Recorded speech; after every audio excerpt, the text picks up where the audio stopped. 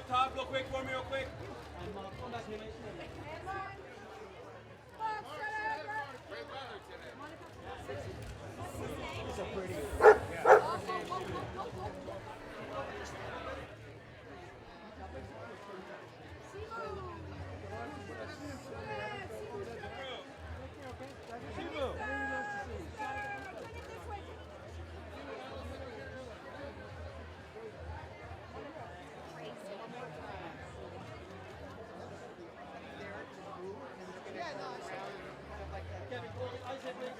Can you face us?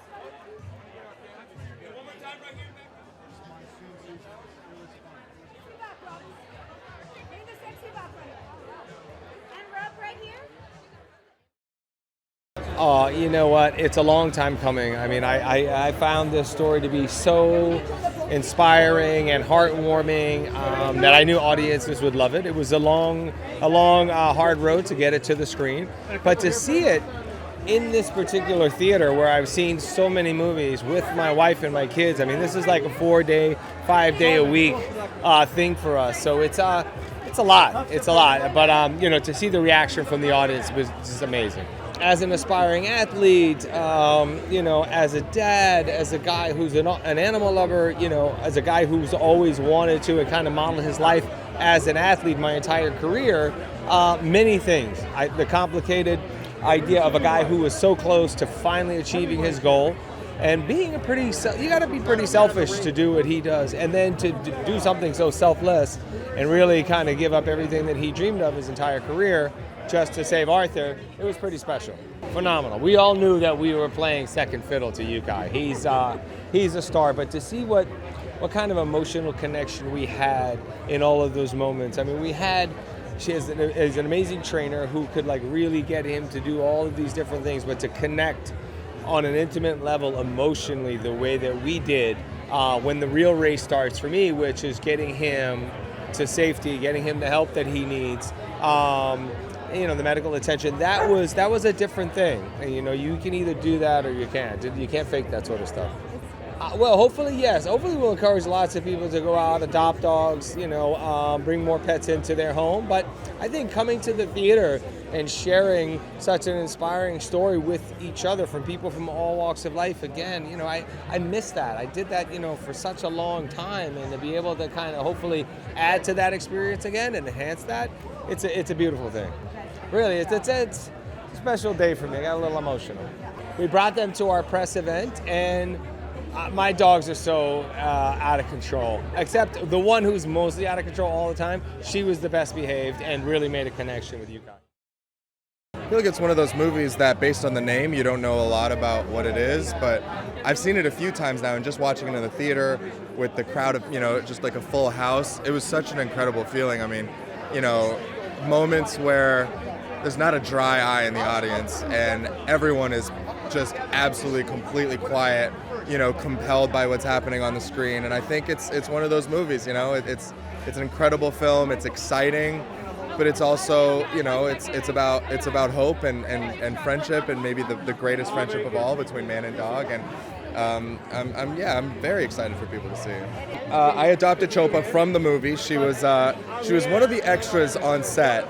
So she was provided by a shelter out of Santo Domingo called Alberguesos, and of course, you know, when you show up to work and there's dogs on set, you just kind of go crazy. And it was just the best. I mean, I basically spent all day with her, and then I begged the shelter to let me foster her for a little bit. And then within maybe like 2 hours of her, you know, showing up at my hotel, I was like, I'm never gonna be apart from her, and we haven't been apart ever since. So, yeah. Well, Leo, I think, starts the movie off as someone who is looking out for himself. You know, he's a travel and like extreme sports influencer, and so a lot of, you know, a lot of that life is like finding the sponsorships, making the content. It's all me, and so he's kind of learned to be selfish by design, and especially because he was Michael's teammate, you know, 3 years ago, and things didn't turn out that well. So he's kind of learned from all that, like, I can't rely on anybody else, I'm just going to do my own thing. And, you know, Michael approaches him 3 years later and is like, hey, I need you, we got to race again. And he very reluctantly is like, all right, I don't know if I trust this guy, but I'm getting back into it. And I think over the course of the movie, you know, in the same way that Arthur really affects Michael, I think Leo's touched by that too. And also just, you know, being in that kind of team environment. I mean, I grew up, like, I was an athlete in high school, and it is something really special to be a part of a team and to be working together towards a shared goal. And you know, I hope that our movie captured that and those two elements of you know, just coming together, teamwork, and also friendship. Yeah, it was a lot of fun. I mean, when I read the script and I learned what adventure racing was, I was like, oh, this is incredible that people actually do this. It's like a, you know, hundreds of mile trek and bike and hike and canoe and kayak, you know, through everything and some of the craziest, most treacherous conditions you can imagine. Yeah, it was pretty great for us actors to be able to do that between action and cut. But there were some grueling moments for sure, some long nights in swamps with rain pouring down on us. I mean, you see it in the movie. There's no way to fake that. It's really us out there, and it's us on the bikes, and it's us on the kayaks, and you know, I think it's really incredible to be able to do that. We also had, you know, Mr. Michael Lindnord himself as a consultant training us. So we did 3 weeks with Michael. And basically learned what it was like to be an adventure racer, which is just crazy. There's got to be a part of you that's just a little insane to be able to want to sign up for a sport like that, because it truly is, it's insane. First of all, these alpha male guys, racers, putting everything on the line and then saying, no, never mind that, we're going to save this dog. It's such a selfless story.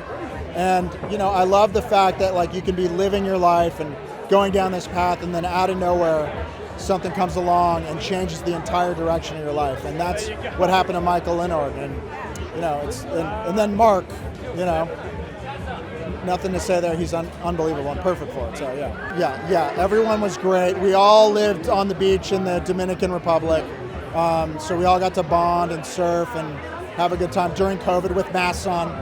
A little weird to surf with a mask on, but yeah, it was great. You know, Mark and I did The Fighter together, so I've known him for a long time. And when I sent him the script, he said, I'm in. And he stuck with us for like 6 years while we were trying to get the money together and get the movie going. So he's incredible. And Simu, I mean, he's unbelievable.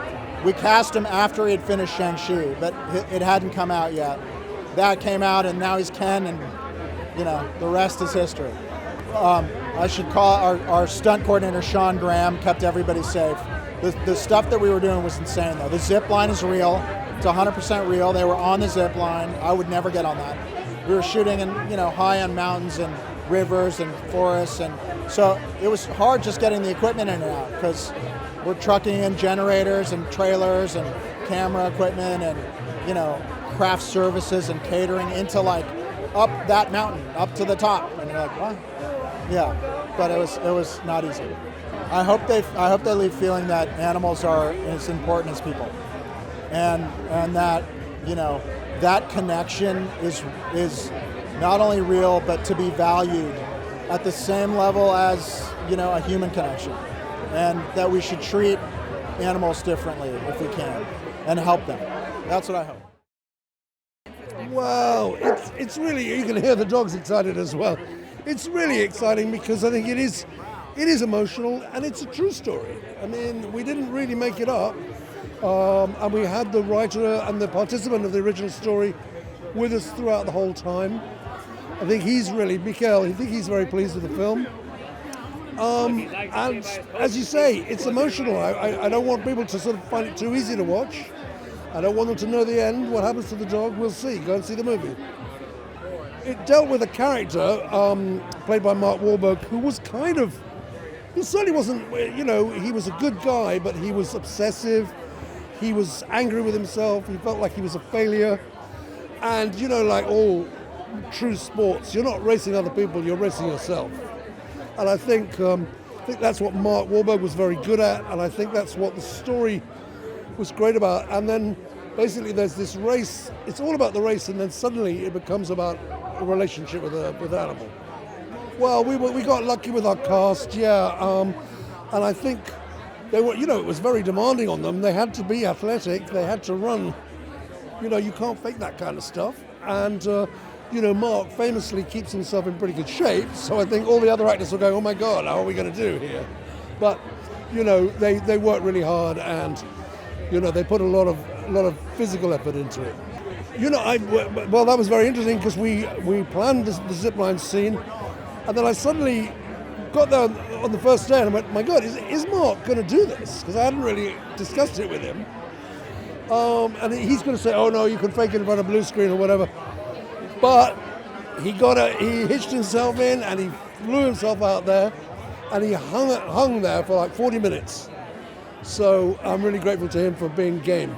He was a sweetheart. He was a professional in the end, but it took him a while to get there. The first he was going, wait a minute, why am I doing this? What's in it for me? But then by the end, he was a professional. There's all those values about family and friendship and stuff like that. But what I think I want them to take away is it's great. It's okay to compete. It's okay to try to win. But there are so many different ways to win. The story with Arthur would touch so many souls and hearts, and so I think the important with this movie is that Arthur is not the only Arthur out there, and I think now people understand that the dog that you choose to pass every day to school or work, maybe that's your new Arthur, and I think that's the thing I'm most proud of. Yeah, it actually changed everything. I was a sportsman. I was an elite athlete. I was training 4 or 5 hours every day. That was the thing. I was reaching to be the best in the world. That's the thing. And now with art, it changed my path.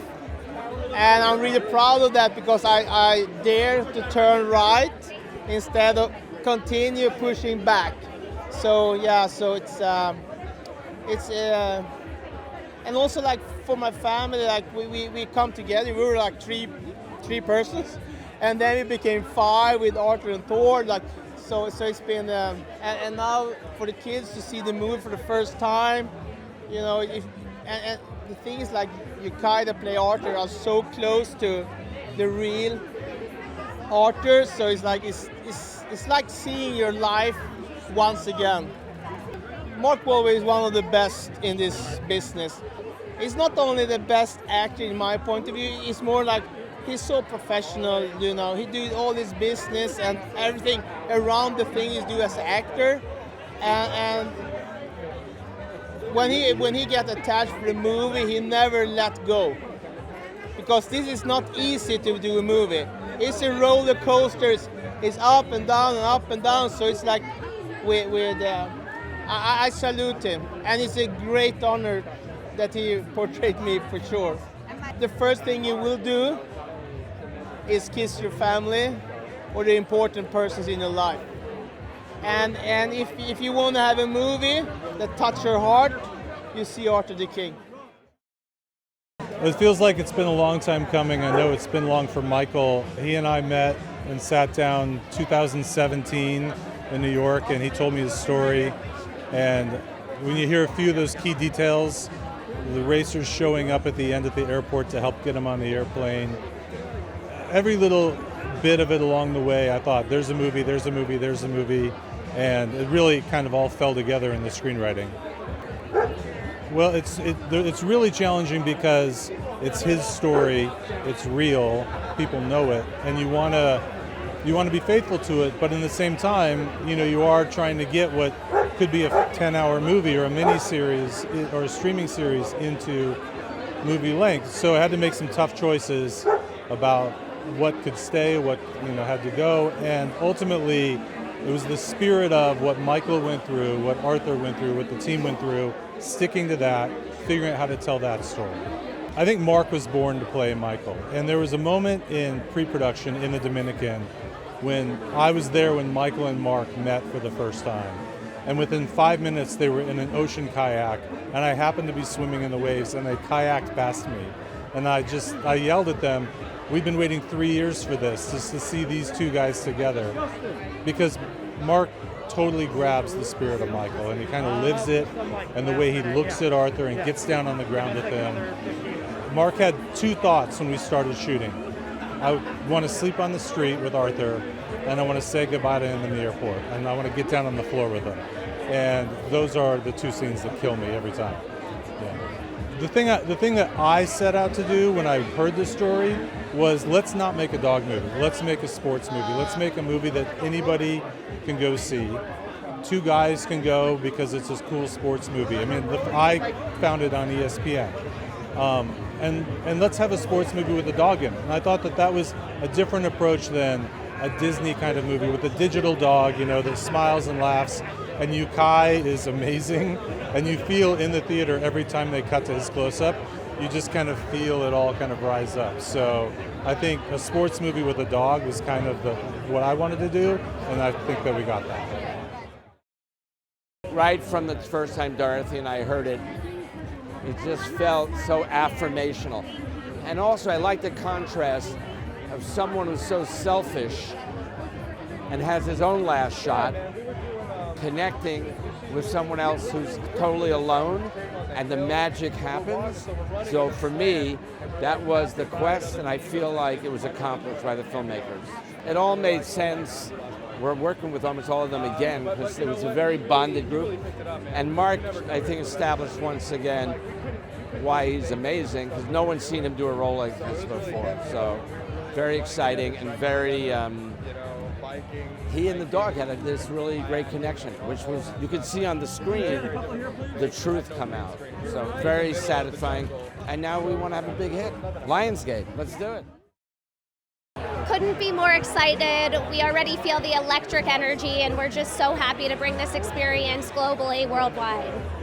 Well, from the beginning, I saw this story that was a short documentary, and I just leaned in without sound, without anything. It was something that I gravitated towards, and I knew that the world needed to see it and feel the hope that you feel through every journey and beat of the way. Absolutely. I mean, we filmed in the heart of the pandemic, so it was definitely not an easy process in all of the ways, and an extremely physical, mental, and emotional journey that all of the cast, including Yukai, endured while we were filming, but everyone just gave it their all, and that's really what makes dream work and teamwork work. Guess what? I'm not a dog person.